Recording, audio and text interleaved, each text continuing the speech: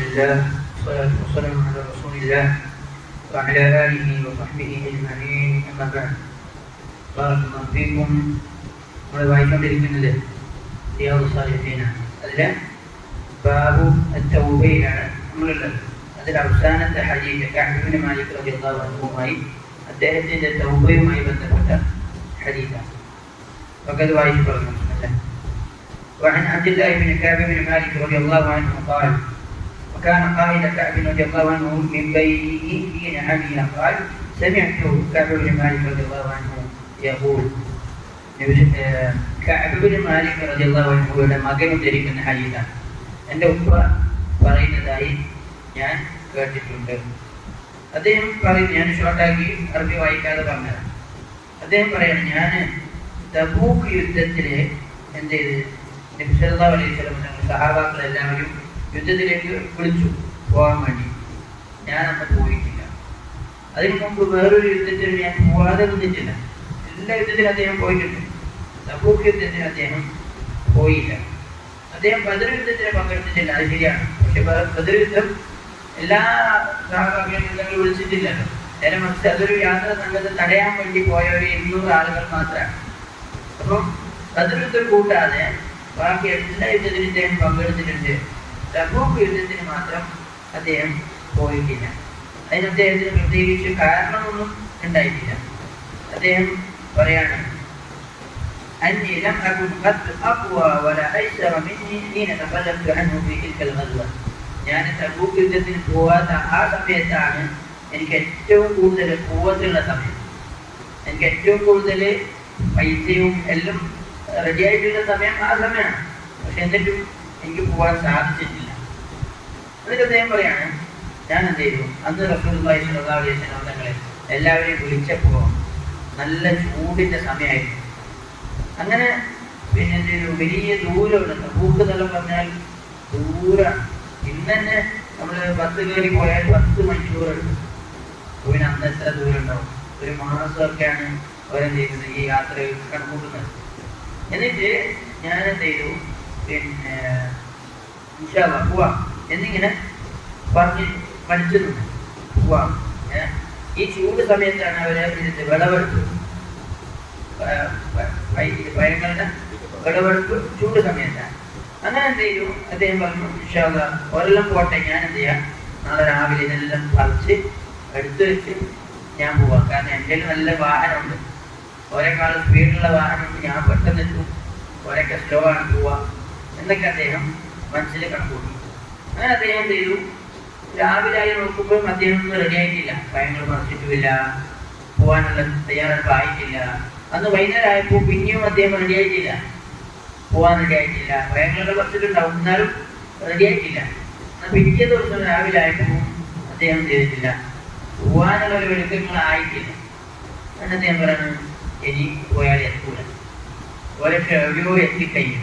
അങ്ങനെ എന്ത് ചെയ്തു, അദ്ദേഹം പിന്നെ ഒരേ തന്നെയായി. എന്നിട്ട് അദ്ദേഹം പറയാണ്, فأرجع ولم يقضي وأقول في نفسي أنا قادر على ذلك. കഴിയും എന്ന് അദ്ദേഹം വിചാരിച്ചു, പക്ഷെ കഴിഞ്ഞില്ല. അങ്ങനെ എല്ലാവരും പോയി. എന്നിട്ട് ولم يذكرني رسول الله صلى الله عليه وسلم حتى بلغ تبوك. നബി സല്ലല്ലാഹു അലൈഹി വസല്ലം നിങ്ങൾക്ക് കഅബ് ഇബ്നു മാലിക് റളിയല്ലാഹു അൻഹു ഓർമ്മയില്ല. എത്രയോ സഹാബാക്കളുണ്ട്, ഇങ്ങനെ ഓരോ ആൾക്കാർ ഓർമ്മിക്കാൻ കഴിയൂല. അങ്ങനെ തബൂക്കിലേക്ക് എത്തിയപ്പോൾ നബി സല്ലല്ലാഹു അലൈഹി വസല്ലം ഓർമ്മ വന്നു, എവിടെ കഅബിനെ കാണുന്നില്ലല്ലോ. അങ്ങനെ ചോദിച്ചു, തബൂക്കിൽ വെച്ചിട്ട് ചോദിച്ചു, കഅബിനെ കാണുന്നില്ലല്ലോ, എന്തായി എന്ന് ചോദിച്ചപ്പോൾ ഒരു ബനൂ മുസ്ലിമക്കാരന്, ബനൂ സലീമക്കാരന് പറഞ്ഞു, യാ റസൂലല്ലാഹ് ഹബസഹു ബുർദാ വന്നദറു ഫീ ഇദ്ഫൈ. അവൻ എന്ത് ചെയ്തു, അവന്റെ പുതപ്പ് പിന്നെ പൊടിച്ചു വെച്ചു, അവന് മടിയായി എന്ന് പറഞ്ഞതാണ്. പിന്നെ പറഞ്ഞു, അവന്റെ തോട്ടത്തിനെ നോക്കിയിട്ട് അവിടെ ബാക്കിയായി എന്ന് പറഞ്ഞപ്പോ അതൊരു ചീത്ത വാക്കായി. പറഞ്ഞു, എന്ത് മോശമാണ് പറയുന്നത്, നമുക്ക് കഅബിനെ കുറിച്ച് നല്ലതേ പറയാനുള്ളൂ. അവൻ അങ്ങനെ നിൽക്കുന്ന ആളല്ല, നല്ലതേ നമുക്ക് പറയാനുള്ളൂ. മിണ്ടാതെ فبينما هو على ذلك رأى رجلا مبيضا. അവിടെ എല്ലാവരും അങ്ങനെ സംസാരിച്ചിരിക്കുമ്പോൾ ഒരു മാസ്കിട്ട ഒരാൾ വരുന്നുണ്ട്. അപ്പോൾ ചിലപ്പോൾ എല്ലാവരും വിചാരിച്ചത് കാബനായിരിക്കും എന്ന് വിചാരിച്ചു. പക്ഷെ നോക്കുമ്പോൾ അത് കാബല്ലാതെ അബൂ ഖൈസമായിരുന്നു. അങ്ങനെ എന്ത് ചെയ്തു, പിന്നെ കുറച്ചു സമയം അവിടെ എന്ത് ചെയ്തു, കഴിച്ചു കൂട്ടി. എന്നിട്ട് കഅബ റളിയല്ലാഹു അൻഹു പറയാണ്, അദ്ദേഹം മദീനയിൽ നോക്കുമ്പോൾ വെറും ആരുള്ളൂ, കുറെ മുനാഫിഖീങ്ങൾ, അറിയപ്പെട്ട നിഫാഖിന്റെ ആളുകളല്ലാതെ വേറെ ആരും കാണുന്നില്ല. അദ്ദേഹത്തിന് ഭയങ്കര ഹൃദയം കുടിച്ചായി. എന്തിനാണ് ഞാൻ പോവാതെ നിന്നത്? റസൂലുള്ളാഹി സ്വല്ലല്ലാഹു അലൈഹി വസല്ലം വിളിച്ചപ്പോൾ പോവാമായിരുന്നു. എന്നിട്ട് فلما بلغني أن رسول الله صلى الله عليه وسلم قد توجه قافلا من تبوك. അങ്ങനെ അദ്ദേഹം കുറച്ചു കാലം മദീനത്ത് കഴിഞ്ഞപ്പോൾ അദ്ദേഹത്തിന് വിവരം കിട്ടി റസൂലുള്ളാഹി സ്വല്ലല്ലാഹു അലൈഹി വസല്ലം തബൂക്കിൽ നിന്ന് തിരിച്ചു വരാണ്. അദ്ദേഹത്തിന് ഹൃദയം കൊടുത്തു തുടങ്ങി. എന്ത് പറയും നബി സല്ലല്ലാഹു അലൈഹി വസല്ലമയോട്? കാരണം ഇത് നിർബന്ധമാണ്, ഫർദാണ്. യുദ്ധത്തിലേക്ക് വിളിച്ചു കഴിഞ്ഞാൽ പോയിരിക്കണം, ഇല്ലെങ്കിൽ അതിന്റെ വിടുതൽ ബോധിപ്പിക്കണം, ഇല്ലെങ്കിൽ അത് വലിയ കുറ്റങ്ങൾ ഇതാണ്. എന്നിട്ട് എന്തെയ്തു, അദ്ദേഹം ഇങ്ങനെ പേടിച്ചു നിന്നു. റസൂലുള്ളാഹി സ്വല്ലല്ലാഹു അലൈഹി വസല്ലം വന്നാൽ എന്ത് പറയും? എന്നിട്ട് എന്ത് ചെയ്യുന്നു, അദ്ദേഹം പറയാണ്, ഞാനിങ്ങനെ ഓരോ കളവുകൾ മനസ്സിൽ കരുതി ഇത് പറയാം. നല്ല നല്ല കളവുകൾ ഇങ്ങനെ മനസ്സിൽ വരച്ച് പിന്നെ കുറച്ച് സമയം കഴിഞ്ഞിട്ട് അദ്ദേഹം വിചാരിക്കും, വേണ്ട, അത് പറഞ്ഞാൽ ശരിയാവില്ല. بكل رأي من أهلي فلما قيل إن رسول الله قد أضل قادما زاح عني الباطل. അദ്ദേഹം ആദ്യം ഉറപ്പിച്ചു വെച്ചു കുറച്ച് കളവുകൾ ഇതെങ്ങനെ പറഞ്ഞ് രക്ഷപ്പെടാം. പക്ഷെ നബിതങ്ങൾ നാളെ എത്തുമെന്ന് കേട്ടപ്പോൾ അദ്ദേഹത്തിന്റെ മനസ്സിൽ അതും പോയി. അതൊന്നും പറയാൻ കഴിയൂല. കാരണം നിങ്ങൾക്ക് 7 ആകാശത്തിന് അപ്പുറത്തുനിന്നാണ് വഴി ഇറങ്ങുന്നത്. അപ്പൊ ഞാൻ കളവ് പറഞ്ഞിട്ട് ഒരു കാര്യവും ഇല്ല എന്ന് വിചാരിച്ച് അദ്ദേഹം ചെയ്തു. ഞാൻ സത്യസന്ധമായി സംസാരിക്കണം എന്ന് വിചാരിച്ചു. പിന്നെ ചെയ്തു. وصبح رسول الله صلى الله عليه وسلم قادما. പിറ്റേ ദിവസം രാവിലെ നബിതങ്ങൾ എത്തി. وكان إذا قدم من سفر بدأ بالمسجد. നബി സല്ലല്ലാഹു അലൈഹി വസല്ലം ഒരു യാത്ര കഴിഞ്ഞാൽ ആദ്യം പള്ളിയിലേക്കാണ് പോകും. അങ്ങനെയായിരുന്നു തങ്ങളുടെ പതിവ്. രാവിലെ വരും, രാത്രി വരില്ല, പള്ളിയിലേക്ക് ആദ്യം പോകും. കുടുംബക്കാരത്തേക്ക് ആളായിരിക്കും, ഞാൻ വരുന്നുണ്ട് എന്ന് അറിയിക്കും, അവർക്ക് റെഡിയായി നിൽക്കാൻ വേണ്ടി. ഇങ്ങനെയൊക്കെ ആയിരുന്നു നിങ്ങളുടെ യാത്രയുടെ മാത്രം. ഞാൻ നബിതങ്ങൾ എന്ത് ചെയ്തു, പള്ളിയിലേക്ക് ആദ്യം പോയി പ്രക്കാരം നമസ്കരിച്ചു. എന്നിട്ട് അവിടെ ആളുകൾക്ക് വേണ്ടി ثم جلس فلما بعد ذلك جاءه المخلفون يعتذرون إليه ويهتفون. കുറേ മുനാഫിഖീങ്ങൾ എന്ത് ചെയ്തു, അവിടെ മദീനയിലുണ്ടായ ആളുകളെല്ലാവരും ഓരോരാളും വരാൻ തുടങ്ങി. എന്നിട്ട് കാരണങ്ങൾ പറയാൻ തുടങ്ങി. എന്നിട്ട് ഒരു വല്ലാഹി എടുത്ത് സത്യം പറയാൻ തുടങ്ങി. അല്ലാഹു സത്യം, ഞാൻ ഇങ്ങനെയായി പോയി എന്ന് കാരണങ്ങൾ ബോധിപ്പിക്കാൻ തുടങ്ങി. എത്ര ആളുകളുണ്ടായിരുന്നു? 80 ചില്ലാൻ ആളുകളുണ്ടായി. 80 അതിൽ കൂടുതൽ. അത്രയും ആളുകൾ എന്ത് ചെയ്തു, കാരണങ്ങൾ ബോധിപ്പിച്ച് പോയി.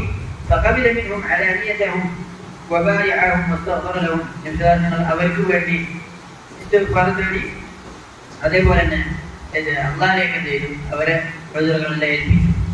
എന്നിട്ട് എന്ത് ചെയ്തു, അവരെ ഉള്ളിലുള്ള സീക്രത്തിൽ എന്ത് ചെയ്തു, അള്ളാഹിനെ ഏൽപ്പിച്ചു. അതൊന്നും നമുക്കറിയില്ല, അവരെന്താണ് പറഞ്ഞത് ഞാൻ സ്വീകരിക്കും എന്ന് നിങ്ങൾ പറഞ്ഞു. അതിന് കാരണ പറയാണ്, ഈ 80 ആളുകൾ അവരെന്ത് ചെയ്തു, കാരണം പറഞ്ഞു പോയി. അദ്ദേഹം ലാസ്റ്റ് വരാം. എന്നിട്ട് നിമിതങ്ങളോട് സലാം പറഞ്ഞു, അസ്സലാമു അലൈക്കും വറഹ്മത്തുള്ളാഹി. അപ്പൊ നബിക്കാരൻ എന്ത് ചെയ്തു, ദേഷ്യമുള്ള ഒരാളുടെ ചിരി ചിരിച്ചു. നല്ല ചിരിയല്ല, ദേഷ്യപ്പെട്ടിട്ടുള്ള ഒരു ചിരി ചിരിച്ചു. ഇങ്ങോട്ട് വന്നു.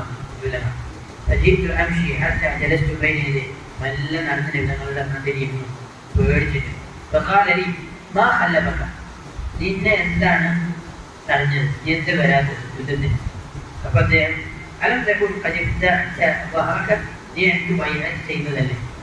ബൈഅത്ത് പറഞ്ഞാൽ മദീനയിലേക്ക് വരുമ്പോൾ മദീനക്കാരെല്ലാം ബൈഅത്ത് ചെയ്തിട്ടുണ്ട്. റസൂലേ, നിങ്ങളിവിടെ താമസിക്കണം, നിങ്ങൾ ഏത് യുദ്ധത്തിന് വിളിച്ചാലും എങ്ങനെ വിളിച്ചാലും, ഒരു കടലിൽ പിന്നെ ഊളിയിടാൻ പറഞ്ഞാലും നിങ്ങൾ ഊളിയിട്ട് നമ്മൾ ബാക്കിൽ ഊളിയിടും എന്ന് പറഞ്ഞ് ബൈഅത്ത് ചെയ്തതാണ്. പക്ഷെ എന്തുകൊണ്ട് നീ വന്നില്ല? അദ്ദേഹം പറയാണ്, അല്ലാഹുവിന്റെ റസൂലേ, ഇന്നി വല്ലാഹി ലൗ ജലസ്തു ഇൻദ ഗൈരിക മിൻ അഹ്ലി ദുനിയ ഞാൻ നിങ്ങളല്ലാത്ത വേറെ ദുനിയാവിന്റെ ആരെങ്കിലും അടുക്കലാണ് ഇരുന്നതെങ്കിൽ ഞാൻ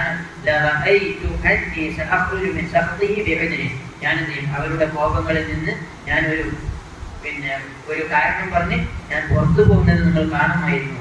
പക്ഷേ എനിക്ക് അത്രയും വാചാലമായി സംസാരിക്കാൻ കഴിയും, തർക്കിക്കാൻ എന്നെ കൊണ്ട് കഴിയും. ولكني والله لقد علمت لئن حدثتك اليوم حديث كذب ترضى به عني ليوشكن الله يسقطك علي. ഞാൻ ഇന്ന് നിങ്ങളോടൊരു കളവ് പറഞ്ഞ് രക്ഷപ്പെടാൻ നോക്കിയാൽ പിന്നെ കുറച്ച് കഴിഞ്ഞാൽ അള്ളാഹ് ചെയ്യും, അത് കോപിച്ച് നിങ്ങളുടെ കോപം എൻ്റെ മേലുണ്ടാവുമെന്ന് എനിക്കറിയാം. അതുകൊണ്ട് ഞാൻ ഇന്ന് സത്യമല്ലാതെ വേറൊന്നും പറയുന്നില്ല. ചിലപ്പോൾ എന്നെ അള്ള ശിക്ഷിച്ചേക്കാം, എന്നാലും ഞാൻ സത്യമല്ലാതെ പറയുന്നില്ല. അള്ളാഹുവാണ് സത്യം. എനിക്ക് പറയത്തക്ക ഒരു കാരണം ഉണ്ടായിട്ടില്ല എന്നത്തെ പറഞ്ഞു. അപ്പൊ നേരത്തെ അദ്ദേഹം പറഞ്ഞതുപോലെ എനിക്ക് എല്ലാ കഴിവുകളും ഉണ്ടായിരുന്നു, പക്ഷെ വരാൻ ഒരു തൗഫീഖ് കിട്ടിയില്ല, കഴിഞ്ഞില്ല. അപ്പൊ നബി സല്ലല്ലാഹു അലൈഹി വസല്ലം പറഞ്ഞു, ഇയാൾ പറഞ്ഞത് സത്യമാണ് എന്ന് പറഞ്ഞു. നീ പോയിക്കോ, അള്ളാഹ് നിന്റെ വിധി ഇറക്കും എന്ന് പറഞ്ഞു. കുറെ ബനൂ സലമക്കാരൻ ചെയ്തു, അവരെ പിന്നിലെ പോയി കാബിൽ മാലിക്കിനെ. എന്നിട്ട് പറഞ്ഞു,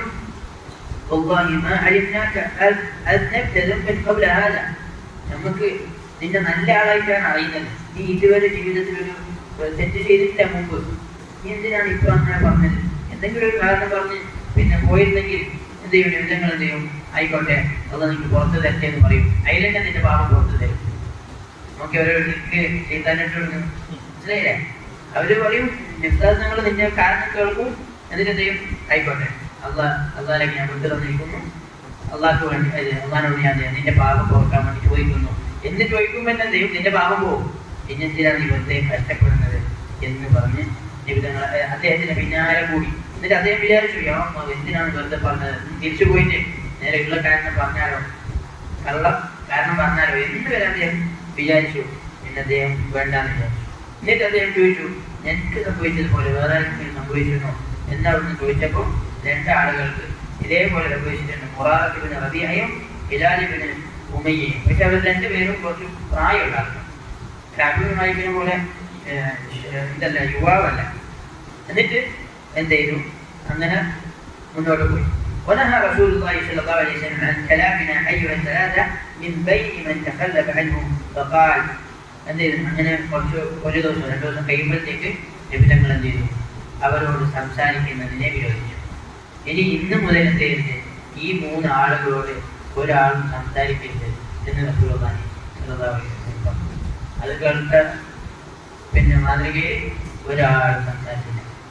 3 ആളുകളോടും എന്ത് ചെയ്തു? ഒരാളും സംസാരിക്കുന്നില്ല. പോയി തരാൻ പറയുന്നു, ഉണ്ടെന്നില്ല. എന്താ സുഖം ചോദിക്കുന്നു, ഉണ്ടെന്നില്ല. സൂക്കില് പോകുന്നു, ഉണ്ടെന്നില്ല. പള്ളിയിൽ പോകുന്നു, ഉണ്ടെന്നില്ല. എല്ലാവരും മുഖം തിരിഞ്ഞ് കളയും, ഇല്ലാത്ത പ്രയാസം. അങ്ങനെ അദ്ദേഹം പറയാണ്, അങ്ങനെ ജനങ്ങളെല്ലാവരും നമ്മൾ ഒഴിവാക്കി. തബയ്യറൂലന, എല്ലാവരും മാറി, ആളുകൾ എല്ലാവരും മാറി. എനിക്ക് ഈ ഭൂമി തന്നെ ഒരു പരിചയമില്ലാത്ത ഭൂമി പോലെയായി മാറി. ഞങ്ങൾക്ക് മുമ്പ് അറിയുന്ന ഭൂമിയല്ല ഈ ഭൂമി, ഇത് വേറെ ഏത് ഭൂമിയാണ്. അങ്ങനെ ഞങ്ങൾ എന്ത് ചെയ്തു? ബുദ്ധിമുട്ടി, പിന്നെ ഹൃദയം ഇടുങ്ങി 50 ദിവസം കഴിച്ചുകൂട്ടി എന്നിട്ട് അഭിമാനിക്കുന്നതാണ്. അങ്ങനെ എന്തെങ്കിലും അവര് പിന്നെ ഈ കാമിമായിക്കൊണ്ട് എൻ്റെ കൂടെയുള്ള 2 ആളെന്ത് ചെയ്തു? അവര് വീട്ടിൽ തന്നെ കഴിച്ചുകൂട്ടി, കരിഞ്ഞുകൊണ്ട്. എപ്പോഴും വീട്ടിലിരുന്ന് കരിയുന്ന പണിയാണ് അവർ 2 ആൾ.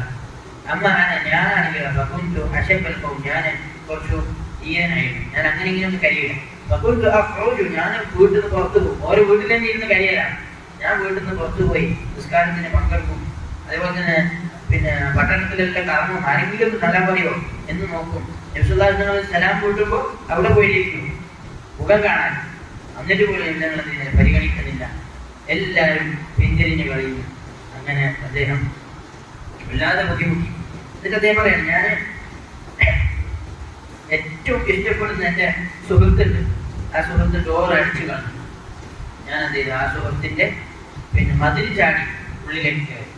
എന്നിട്ട് അദ്ദേഹത്തോട് സലാം പറഞ്ഞു. അപ്പോൾ അദ്ദേഹം പറഞ്ഞു വല്ലാഹി മാ റദ്ദ അലൈഹി സലാം, എനിക്ക് അദ്ദേഹം സലാം അടിക്കില്ല. ഫഖുൽതു യാ അബാ ഖതാദ, അബൂ ഖതാദ എന്താണ് അൻഷുദുക ബില്ലാഹ് ഹൽ തഅലമുനി ഉഹിബ്ബുല്ലാഹ വറസൂലഹു സ്വല്ലല്ലാഹു അലൈഹി വസല്ലം, നിനക്കറിയില്ലേ എനിക്ക് അള്ളാഹിനെയും റസൂലിനെയും സ്നേഹമുണ്ടെന്ന് നിനക്കറിയില്ലേ അബാ ഖതാദ, എന്തിനാണ് നിങ്ങൾ എല്ലാവരും കൂടി ഇങ്ങനെ ആക്കുന്നത് എന്ന് പറഞ്ഞപ്പോൾ അദ്ദേഹം മുണ്ടുന്നില്ല. കുറേ നേരം സംസാരിച്ചു, മിണ്ടിക്കാൻ നോക്കി, പക്ഷെ മുണ്ടുന്നില്ല. അങ്ങനെ അദ്ദേഹം ലാസ്റ്റ് ഒരു വാക്ക് പറഞ്ഞു അല്ലാഹു റസൂലുഹു അഅലം എന്ന് പറഞ്ഞു.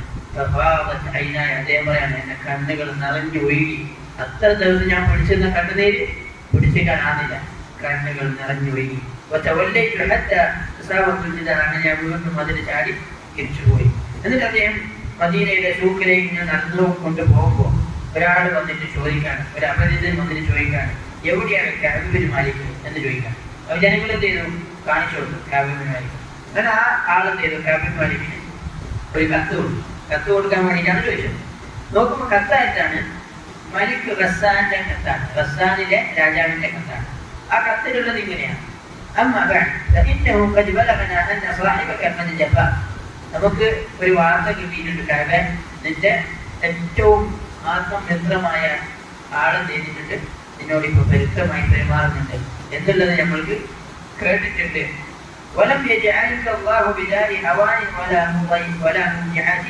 നിനക്ക് അള്ളാഹ് തരുന്നില്ല, പിന്നെ ഭൂമിയാണ് ഇത്ര നിസ്സാരമാക്കി നിന്നെ വെക്കേണ്ട ആവശ്യമില്ല, നീ അവിടെ നിൽക്കേണ്ട ആവശ്യമില്ല എന്നാണ് അദ്ദേഹം ഉദ്ദേശിക്കുന്നത്. മദീനയിൽ നിൽക്കേണ്ട ആവശ്യമില്ല, നീ നമ്മളെ പോവാ, റസാനിലേക്ക് പോവാ എന്നൊരു കത്തും കൂടി കിട്ടിയപ്പോൾ അദ്ദേഹത്തിന് ദേഷ്യം ഡബിളായി. അദ്ദേഹം പറഞ്ഞു കറക്കുക, ഞാൻ അത് കേട്ടപ്പെന്നെ വായിച്ചപ്പെന്നെ ഇതും വേറെ അടുത്തൊരു ബലാണ്. ഞാൻ അപ്പം കയറി എന്ത് ചെയ്തു, കത്തിച്ച് കണ്ടു എന്ന് പറയാം. അങ്ങനെ എന്ത് ചെയ്തു, 40 ദിവസം കഴിഞ്ഞു. നാലുമില്ലാതെ പ്രയാസത്തിൽ 40 ദിവസം കഴിഞ്ഞു പോയി. അതിനുശേഷം എന്റെ യുദ്ധങ്ങൾക്ക് വഴിയൊന്നും ഇറങ്ങുന്നില്ല. ഇതെങ്ങനെ നോക്കണം, എന്തെങ്കിലും സംഭവിക്കുന്നുണ്ടാണ്. അതിന്റെ യുദ്ധങ്ങൾ അദ്ദേഹത്തിന്റെ അടുക്കൽ വന്നു. അപ്പൊ അദ്ദേഹത്തിന് സന്തോഷമായി, എന്തോ വഴി ഇറങ്ങിയിട്ടുണ്ട്. എന്നിട്ട് വന്നിട്ട് പറഞ്ഞെന്തറിയാം, പറഞ്ഞ നിന്റെ ഭാര്യയെ കൂട്ടുന്നില്ല. അത് പറയാനാണ് വന്നത്. ശിക്ഷ കൂടെ ആകെ ദുനിയാവിൽ ബാക്കിയുണ്ടായത് ഭാര്യ മാത്രം വീട്ടിൽ, അതേ ബാക്കിയുണ്ടായിരുന്നു. ആ ഭാര്യയും ഇന്നു മുതലെന്നില്ല, സ്വന്തം ഒരുമിച്ചില്ല. ഭാര്യയോട് പോവാൻ വേണ്ടി പറഞ്ഞു. അപ്പൊ അദ്ദേഹം ചോദിച്ചു, ഞാൻ തൊലാഖ് ചെയ്യണോ റസൂലെ? ഓക്കെ, അവരനുസരണ നോക്കും. താങ്കൾ ഉദ്ദേശിക്കുന്നത് ഞാൻ തൊലാഖ് ചെയ്യാനാണോ? തൊലാഖ് ചെയ്യാനാണ് തൊലാഖ് ചെയ്യും, പക്ഷെ നിസ്സാരം പറഞ്ഞു അല്ല, അവളെ വീട്ടിൽ പോയി താമസിക്കാം എന്ന് പറഞ്ഞ് അവളോട് വീട്ടിലേക്ക് പോകാൻ പറഞ്ഞു. അപ്പൊ ബാക്കി രണ്ടാളുണ്ടല്ലോ, ഒരു വയസ്സന്മാരല്ലേ, ഓരോ ഇത് പറഞ്ഞപ്പോൾ ഓരോന്തിനും ഞങ്ങളോട് കാരണം ചോദിച്ച് പിന്നെ എന്ത് ചെയ്തു, ഓരോ ഭാര്യമാർ ഓരോ വീട്ടിൽ താമസിച്ചു. അപ്പൊ കഅബ മാലിക്കുന്നവരിന് ഇങ്ങനെ തോന്നുന്നു, എനിക്കൊരു കാരണം പറഞ്ഞിട്ട് എന്റെ ഭാര്യയെ താമസിപ്പിക്കാനാണ്. പക്ഷേ ഇല്ല, അദ്ദേഹം ചെയ്തു. അങ്ങനെ ഓരോ ചെയ്തു, ഭാര്യയെ പറഞ്ഞയച്ചു. അങ്ങനെ അദ്ദേഹത്തിന്റെ ചില കുടുംബക്കാര് അങ്ങനെ പറഞ്ഞു, ഓരോ ഭാര്യമാരെ ഓരോ വീട്ടിൽ വെച്ചിട്ടുണ്ട്. ഒരു കാരണം പറഞ്ഞാൽ ചിലപ്പോൾ ഭാര്യയെ നിങ്ങളുടെ വീട്ടിലേക്ക് ആക്കാൻ സമ്മതിക്കും. അപ്പൊ ഞാൻ ഒരിക്കലും ഇനി നിങ്ങളോട് പിന്നെ ചോദിക്കൂല, അനുവാദം ചോദിക്കൂല. ഞാൻ എന്താണ് ഒരു ഷാപ്പാണ്, ഒരു യുവാവാണ്, എനിക്ക് ചോദിക്കേണ്ട ആവശ്യമില്ല. ഞാൻ ഒരിക്കലും 10 ദിവസം പിന്നെ സ്വഭയിൽ നിൽക്കൂല എന്ന് അദ്ദേഹം പറഞ്ഞു. അങ്ങനെ അദ്ദേഹം പിന്നെ 50 രാത്രി കാമിലായി. ثم صليت صلاة الفجر صباح 50 ليلة. അങ്ങനെ 50ാമത്തെ സുബ്ഹി നിസ്കാരം അദ്ദേഹം ചെയ്തു, നിസ്കരിക്കാൻ അദ്ദേഹത്തിന്റെ വീട്ടില് പള്ളിയിൽ പോയില്ല. എന്നിട്ട്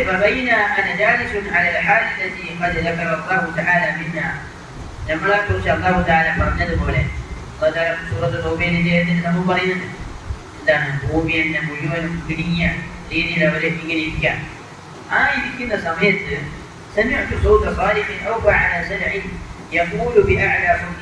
ഞാൻ ഒരാൾ കൂടി വിളിക്കുന്നത് കേൾക്കുന്നു.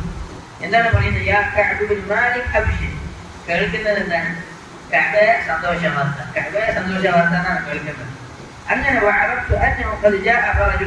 അപ്പം ഞാൻ മനസ്സിലായി അൽഹംദുലില്ലാഹ് എനിക്കെന്തോ ഇളവ് വന്നിട്ടുണ്ടെന്ന്. فآذن رسول الله صلى الله عليه وسلم بتوبة الله عز وجل علينا حين صلى صلاة الصبح. ആ നിസ്കാരത്തിന് ശേഷം നബി സല്ലല്ലാഹു അലൈഹി വസല്ലം അറിയിച്ചു അല്ലാഹു സുബ്ഹാനഹു വ തആല കഅബ് ബിൻ മാലിക്കിന്റെ തൗബ സ്വീകരിച്ചു എന്ന്. കാരണം അദ്ദേഹം പറയാണ്, ഞാൻ ഇത്രത്തോളം സന്തോഷിച്ച ഒരു ദിവസം വേറെ ഉണ്ടായിട്ടില്ല. ജനങ്ങളെല്ലാവരും വന്ന് പിന്നെ എന്തിനാണ്, ഇതൊരു കല്യാണം പോലെ അല്ലെങ്കിൽ ഒരു പെരുന്നാൾ പോലെ. അതിനെന്തെങ്കിലും ഒരാളെ ഓടി പിന്നെ നീര് വന്നു, എന്ത് കുതിരയിൽ വന്നു. ചില ആൾക്കാർ ഓടി നടന്നുകൊണ്ട് വന്നു. അങ്ങനെ എന്ത് ചെയ്തു, എല്ലാവരും ചെയ്തു പിന്നെ കഅബ് മാലിക്കിനെ സന്തോഷ വാർത്ത അറിയിച്ചു. എന്നിട്ട് അദ്ദേഹം എന്ത് ചെയ്തു, അദ്ദേഹം വേറൊരു കാര്യത്തിലൊക്കെ കാണുന്നില്ല, അദ്ദേഹം ചെയ്തു സുജൂദിൽ വീണു. മനസ്സിലായില്ലേ? അല്ലാഹുവിനെ ശുക്ർ ചെയ്തു. എന്നിട്ട് അദ്ദേഹം പിന്നെ പോയി. فإذا رسول الله صلى الله عليه وسلم جالس حوله الناس فقام طلحة بن عبيد الله رضي الله عنه يغفر حتى صافحني وهنأني. അങ്ങനെ നിമിഷങ്ങളൊരിക്കൽ പോകുമ്പോൾ طلحة رضي الله عنه ഓടി വന്നു, കൈ തന്നു, പിന്നെ സന്തോഷ വാർത്ത അറിയിച്ചു. അങ്ങനെ എന്ത് ചെയ്തു, والله ما قام إلي رجل من المهاجرين غيره وكان كعب لا ينساها لطلحة. طلحة رضي الله عنه ചെയ്തത് അദ്ദേഹം മറന്നിട്ടില്ല. കാരണം മുഹാജിരികളാരും വേറെ ആരും കൈ തന്നിട്ടില്ല, അൻസാരികൾ മാത്രമേ കൈ തന്നിട്ടുള്ളൂ. അങ്ങനെ ചെയ്ത് അദ്ദേഹം നബിതങ്ങളോട് സലാം പറഞ്ഞു. അദ്ദേഹത്തിന്റെ മുഖം പിന്നെ സന്തോഷത്താൽ മിന്നലറിയുന്നുണ്ടായിരുന്നു. അങ്ങനെയാണ് പ്രയോഗം. സന്തോഷം കൊണ്ട് അത്ര ആഹ്ലാദിക്കുന്നുണ്ടായിരുന്നു. അങ്ങനെ പറഞ്ഞു, നബിതങ്ങൾ പറഞ്ഞു, നിന്റെ ഉമ്മ നിന്നെ പ്രസവിച്ചതിന് ശേഷം ഏറ്റവും ഹൈറായ ദിവസമാണ് ഇന്നത്തെ ദിവസം എന്ന് അദ്ദേഹത്തോട് പറഞ്ഞു. ഇത് നിങ്ങളുടെ ഭാഗത്തു നിന്ന് ഒരു ഇജ്തിഹാദ് ചെയ്തിട്ട് പറഞ്ഞതാണോ, അല്ല അല്ലാഹുവിന്റെ വഹയാണോ എന്ന് ചോദിച്ചപ്പോൾ അല്ലാഹുവിൽ നിന്നുള്ള വഹയാണ് എന്ന് പറഞ്ഞു. وكان رسول الله صلى الله عليه وسلم إذا سر استنار وجهه حتى كأن وجهه قطعة قمر. നബിതങ്ങൾക്ക് സന്തോഷം ഉണ്ടായാൽ നബിതങ്ങളുടെ മുഖം പ്രകാശിക്കുമായിരുന്നു. ഏതുപോലെ ഒരു പിന്നെ ഒരു ചന്ദ്രനിന്റെ കഷ്ണം പോലെ ഉണ്ടാവുമായിരുന്നു. وكنا نعرف ذلك أن نقول فلما جلست بين يديه قلت يا رسول الله إن من توبتي أن أنخلع من مالي صدقة إلى الله وإلى رسوله. എൻ്റെ തൗബയുടെ ഭാഗമായിട്ട് ഞാൻ സ്വതക്ക കൊടുക്കാൻ തീരുമാനിച്ചിട്ടുണ്ട്. അപ്പോൾ ഇത് എൻ്റെ മുഴുവൻ സമ്പത്ത് ഞാൻ സ്വതക്ക കൊടുക്കാം എന്ന് കഅബ് പറഞ്ഞപ്പോൾ പറഞ്ഞു, നീ എന്ത് നിന്റെ കുറച്ചു സമ്പത്ത് നീ എടുത്തു വെക്കുക, അത് നീക്ക് ഖൈറാണ് എന്ന് പറഞ്ഞ അദ്ദേഹം ചെയ്തു. കുറച്ച് സമ്പത്ത് എടുത്തു വെച്ച് ബാക്കിയെല്ലാം അല്ലാഹുവിന്റെ മാർഗ്ഗത്തിൽ സ്വതക്ക കൊടുത്തു. അവരുടെ വിഷയത്തിലാണ് അല്ലാഹു തആല ആയത്തിറക്കിയത്. لقد تاب الله على النبي والمهاجرين والأنصار الذين اتبعوه في ساعة العسرة من بعد ما كان يزيغ قلوب فريق منهم ثم تاب عليهم إنه بهم رؤوف رحيم. وعلى الثلاثة الذين خلفوا أمون على الكفر الله تعالى يقول حتى إذا ضاقت عليهم الأرض وضاقت عليهم أنفسهم وظنوا أن لا ملجأ من الله إلا إليه. അവർക്ക് ഉറപ്പായി, അവർക്ക് അള്ളാഹുവിൽ നിന്നുള്ള രക്ഷ അള്ളാഹുവിലേക്ക് മാത്രമാണ്. അള്ളാഹുവിൽ നിന്നുള്ള രക്ഷ വേണ്ടേ ഉള്ളൂ, അള്ളാഹുവിലേക്ക് തിരിയാ, വേറൊരു രക്ഷയില്ല. ألا ملجأ من الله إلا إليه ثم تاب عليهم ليتوبوا. الله تعالى പറഞ്ഞാണ് ثم تاب عليهم ليتوبوا. അവർ തൗബ ചെയ്യാൻ വേണ്ടി അള്ളാഹു തൗബ ചെയ്യും. അതിന്റെ അർത്ഥം എന്താണ്? അവർ തൗബ ചെയ്യാൻ വേണ്ടി അള്ളാഹു തൗഫീഖ് നൽകി. അപ്പൊ നമുക്ക് തൗബ ചെയ്യാൻ വരെ അള്ളാഹു ചെയ്യണം, നമുക്ക് തൗഫീഖ് നൽകണം. അതുകൊണ്ടാണ് അള്ളാഹു മതുബ അലയ്യ, അള്ളാഹുവേ എനിക്ക് തൗബ ചെയ്യാനുള്ള തൗഫീഖ് നൽകണേ എന്ന് നമ്മൾ പ്രാർത്ഥിക്കുന്നത്. അങ്ങനെ എന്ത് ചെയ്തു, അവരെന്ത് ചെയ്തു, തൗബ ചെയ്തു. അങ്ങനെ എന്ത് ചെയ്തു, അവർ തൗബ ചെയ്തു. അവരുടെ തൗബ അല്ലാഹു സുബ്ഹാനഹു വ തആല സ്വീകരിച്ചു എന്നുള്ള വലിയ ഒരു സംഭവമാണ് ഈ ഹദീസ് നമുക്ക് കാണിച്ചത്. സുബ്ഹാനല്ലാഹ്. അപ്പൊ അത്രയും പിന്നെ പ്രയാസപ്പെട്ട ഒരു സഹാബിയുടെ തൗബയുടെ സംഭവമാണ് ഈ ഹദീസിലുള്ളത്. ഈ ഹദീസ് കുറേ ഗുണപാഠങ്ങളുണ്ട്. ഒന്ന്, നമ്മൾ എന്ത് ചെയ്യാം, സത്യസന്ധനാണ്. കളവ് പറഞ്ഞിട്ട് രക്ഷപ്പെട്ടാൽ പിന്നെ എന്ത് ചെയ്യും, അതിന്റെ വിപത്തം അനുഭവിക്കേണ്ടി വരും. സത്യം പറഞ്ഞത് കൊണ്ട് മാത്രമാണ് എന്ത് ചെയ്യുന്നത്, അദ്ദേഹം അവസാനം പറയുന്നുണ്ട്, ഞാൻ സത്യം പറഞ്ഞത് കൊണ്ട് മാത്രമാണ് എനിക്ക് രക്ഷപ്പെടാൻ കഴിഞ്ഞത്. 50 ദിവസം അദ്ദേഹം സഹിച്ചിട്ടുണ്ടെങ്കിലും അള്ളാഹു തആല ചെയ്തു, തൗബ ചെയ്തു, തൗബ ചെയ്ത് സ്വീകരിച്ചു എന്നാണ്. അതുകൊണ്ട് നമ്മൾ എന്ത് പാപം സംഭവിച്ചിട്ടുണ്ടെങ്കിലും സത്യസന്ധമായി തൗബ ചെയ്യാം. അള്ളാഹു ഇൻഷാ അല്ലാഹ് ആ തൗബ സ്വീകരിക്കുന്നതാണ്. തൗബ ചെയ്ത ആളുകൾക്ക് പുറത്തു കൊടുക്കുന്നതാണ്, നിർബന്ധമായിട്ട് പുറത്തു കൊടുക്കുന്നതാണ്. അതുകൊണ്ട് നമ്മളെന്ത് ചെയ്യാം? സത്യസന്ധമായി തൗബ ചെയ്യുക. കേട്ടതുപരി ജീവിതത്തിൽ പ്രവർത്തിക്കുവാനാകട്ടെ. بارك الله فيكم وجزاكم الله خيرا. سبحانك اللهم وبحمدك أشهد أن لا إله إلا أنت أستغفرك وأتوب